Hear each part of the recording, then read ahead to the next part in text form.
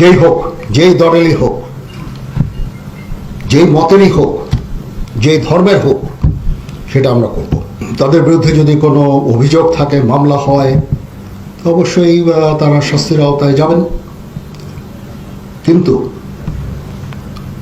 অবশ্যই আমরা চাইব না যে এক্সট্রা জুডিশিয়াল কোনো অ্যাকশন তাদের উপর হোক, বিচার বহির্ভূত কোনো কাজ হোক, তাদের উপরে হামলা হোক, বা তাদের জীবনে যে হুমকি যেটা আছে সেটা আমার না।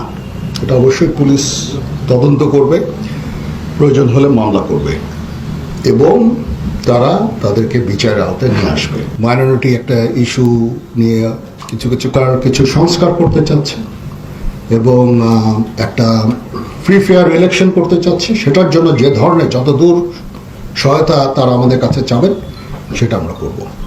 আমরা এই বিষয়টা দেখছি এবং যারা অপরাধী তাদেরকে অবশ্যই আমরা শাস্তির আওতায় নিয়ে আনব।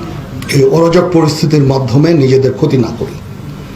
একটা প্রতিষ্ঠান বা একটা কোনো ফ্যাসিলিটি যেটা জনগণের পয়সায় তৈরি, এগুলো যদি আমরা অগ্নিসংযোগ করি, ভাঙচুর করি, ক্ষতি আমাদের। সেদিকটা আমি নিশ্চিত সবাই খেয়াল রাখবে এবং এই সমস্ত কার্যকলাপ থেকে, ধ্বংসাত্মক কার্যকলাপ থেকে আমরা সবাই বিরত হব। পরিস্থিতি এখন স্বাভাবিক হয়ে এসেছে, কিন্তু পুলিশ এখনও ট্রমার মধ্যে আছে। কারণ পুলিশের উপরে যে ধরনের হামলা হয়েছে, তারা একটা ট্রমার মধ্যে আছে এবং যত তাড়াতাড়ি সম্ভব, তারা যতক্ষণ তারা এই ট্রমা থেকে বের হয়ে আসবে, যত তাড়াতাড়ি আমরা ফেরত যেতে পারবো ইনশাআল্লাহ।